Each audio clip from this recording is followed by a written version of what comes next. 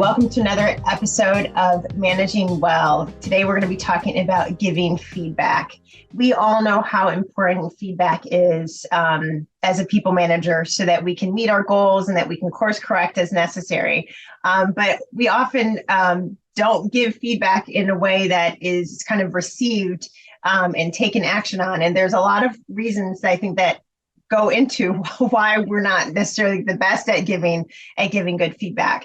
And so in today's episode, we're going to talk about some of the reasons that impact how we give feedback.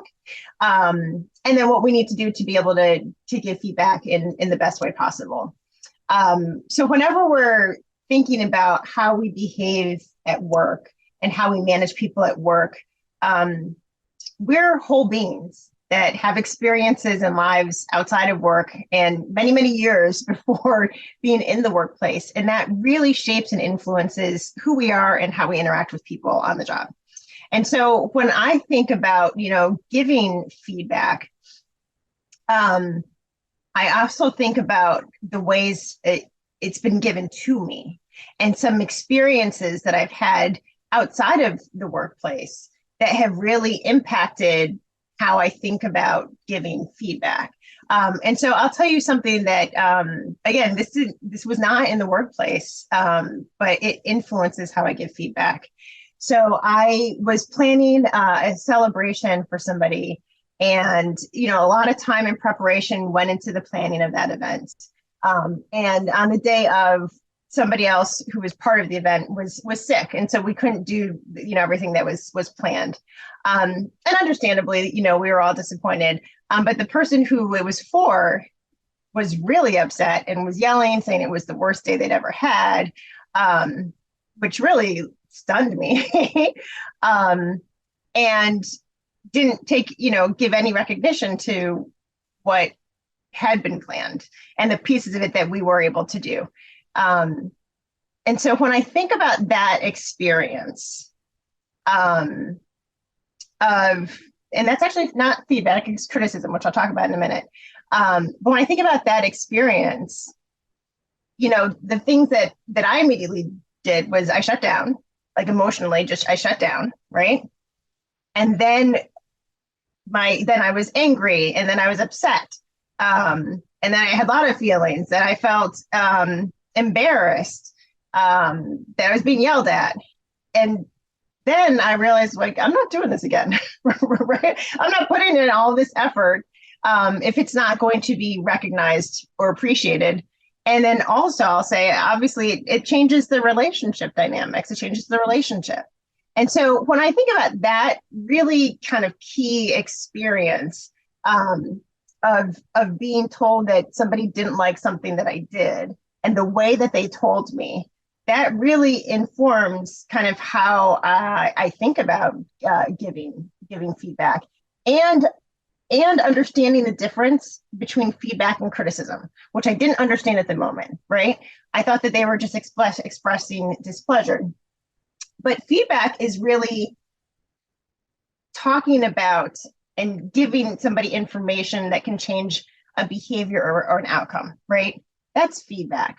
That is about behaviors. That is about actions. That's not about judgment of the person. So criticism, I'm going to read this. So criticism is actually the act of passing judgment. It's being judgmental. It's the act of expressing disapproval and of noting the problems or faults of a person. So when we're thinking about feedback, we're thinking about changing behaviors. When we're thinking about criticism, we're talking about judging a person. And that never feels good. And so how does all of this relate to the workplace and giving feedback in the workplace? As managers, we don't want people to feel judged. I don't want people to feel judged. I don't want people to feel belittled, to feel shamed because they did something that didn't work out well or because they made a mistake. I want their behavior to change, but I don't want how they feel as a person. I don't want them to feel that they're being criticized and judged for who they are as a person.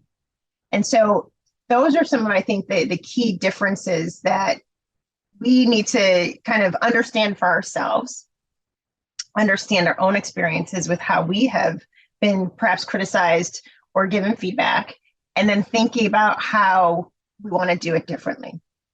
So, I told you some of the lessons I learned from that experience is I'm not putting this much effort in again. And it changed the relationship, right? Also, I was really clear. I never wanted to do that to somebody else. I didn't want somebody else to have that experience with me. And so some of the ways I think we can hold ourselves back from actually giving good feedback is because we want to be kind, or we want to be nice, or we don't want somebody to feel badly. And so I think if we can really tease out the difference between giving feedback or giving criticism, that will be really, really helpful. So are you judging the person? Are you commenting on their faults as a human being? That is criticism. And I agree. We want to stay away from that. But are you giving feedback on a behavior that they did that they can do better or differently so that we can get the desired outcome? That is feedback. And that's what we want to do. And so how exactly can we give kind of good, actionable feedback that is direct and also kind? So the first thing I'll say is, as a manager, first be curious. So when somebody makes a mistake and it goes off course, and it could be a small mistake, it could be a big mistake, but when somebody makes a mistake, actually, before being curious, the first thing is go ahead and have your own reaction. Feel how you feel. Be upset, be angry, be enraged. Feel however you feel. Do it with yourself. Do it with a peer. Do not do it with the person that you're upset with. Okay? So first, have your own emotions and let that just be. And then after you've had your reactions and emotions, and maybe you take a walk or you journal or you talk it out, you're able to kind of manage it for yourself. Then I want you to be curious. I want you to understand how they came to make the decision that they made. Like, how did that mistake happen? Not just that it happens, but what was the thought process along the way that got them to that point? And you do this in conversation with them. And so you just say, hey, like, what happened? Explain to me what happened, right? This was a mistake, or this shouldn't have happened, or we need this to be differently going forward. But before we talk about how to do it differently, I really want to understand how we got here and what your thought process was getting here. So be curious in the moment with your direct report. And then as you're being curious, use reflective listening skills. So reflect back to them, state back to them what you are hearing them say, because you want to make sure you really understand it. Even if you disagree, even if never in a million years it would occur to you to take this approach. That's why you're being curious, because you want to understand how they got to where they got to. Because if you can do that, you're working together as a team to make changes, right? And this is part of the feedback process. After you're curious, then you need to give them your perspective of like, okay, so this is how I see it, how it didn't go well, this was the mistake, or what needs to be different, right? And to very clearly say, 1, 2, and 3 did not go well, and to explain how it needs to be differently in the future. Not about who they are as a person, not about their intelligence, not about their capabilities, but just the facts of what needs to be different. And then together, come up with solutions about, so how are we going to course correct this? How are we going to fix this? And so here's where the accountability piece starts to come in as well. Generating solutions to solving the problem together is not just you as a manager telling them what to do. It is first saying, let's understand the problem, let's understand how it needs to be different, and then ask for their input. Ask for them to tell you what solutions they see as being useful and helpful for them to do it differently in the future. And this works really well, I think, for so many people, because it gives them input, it gives them buy-in, it gives them a deeper way to learn from their mistake when they are a part of generating the solution to do it differently going forward. And you don't just leave them on their own to fix it. You also come to the table with suggestions on what needs to be done to fix it. So whether it's something with time management, whether it's more coaching that's needed, whatever suggestion that you have to fix and address what needs to be addressed, that you give that alongside hearing their suggestions, and that together you come up with, okay, so this is a plan, right? This is what we're going to do. And then you want to set a date to check in to see if the changes have been made. And I would recommend that you don't make the time too far out. So maybe, it depends on the situation and the project. So maybe it's a week, maybe it's 2 weeks, maybe it's a month that you do a check-in. But you want to make sure that as somebody is course correcting, that they have time to touch base with you to see, am I course correcting in the way that we agreed, in the way that makes sense? Is there something else that I need to do differently? So those are the really important key components of giving feedback. And another piece I want to explain when we're thinking about giving feedback,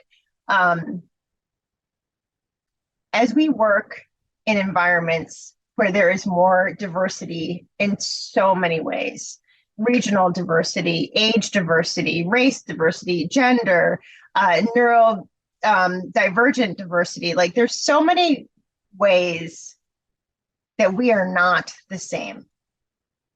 And so the way that we might naturally give feedback is probably very different from the way other people naturally give and receive feedback. And so the reason I'm saying this is because the checking for understanding, the reflective listening, you want to kind of in every step of this process be kind of in sync with the person you're giving feedback to. Like they're not the enemy. You're on the same team and you're kind of coaching them and helping them to make them stronger and the team stronger. And so when somebody does something that you just like, you can't believe, like, I have no idea, like, I can't believe you did this. I really also, I'm emphasizing the be curious piece of it. When you have different backgrounds and different people working together, you're going to have different experiences and different outcomes. And there can be a lot of beauty and goodness that comes from that when we understand how we are making decisions. Sometimes a mistake at the end would have been actually an incredible success and not a mistake if earlier on in the process that person was connected to the right person, but they weren't connected to the right person. So that's why you understand, you understanding what had happened, like, oh, I see how this could have gone so different in a really good way. So I just want to kind of emphasize that point, that the more diversity we have, the more different people we're interacting with, the more different perspectives there are, and to understand it and give feedback so that we're all going on the same goal together, I think is really important. As always, please send us emails with any questions you have about this episode or any questions that you have where you are scared to go to HR. Those are the questions we would love to hear. What questions you have, but you're scared to ask HR, I think will be really, really fruitful for future episodes for us to be able to answer those questions and, bring guests who can answer those questions so that we can all continue on the journey to managing well. Thank you for listening to Managing Well. Please be sure to rate, review, and subscribe wherever you get your podcast. If you want to learn more about today's topic, go to theladipogroup.com/podcast for a worksheet on today's episode. A special thanks to my podcast team who supports this show. Managing Well is produced and edited by Black Faves Brand Studio. Our episode worksheet contributions include the Ladipo Group's Diversity, Equity, Inclusion, and Belonging Consulting team. I'm your host, Tonya Ladipo. If you have any questions or topic suggestions that you want to be discussed, email me at managingwellpodcast@theladipogroup.com.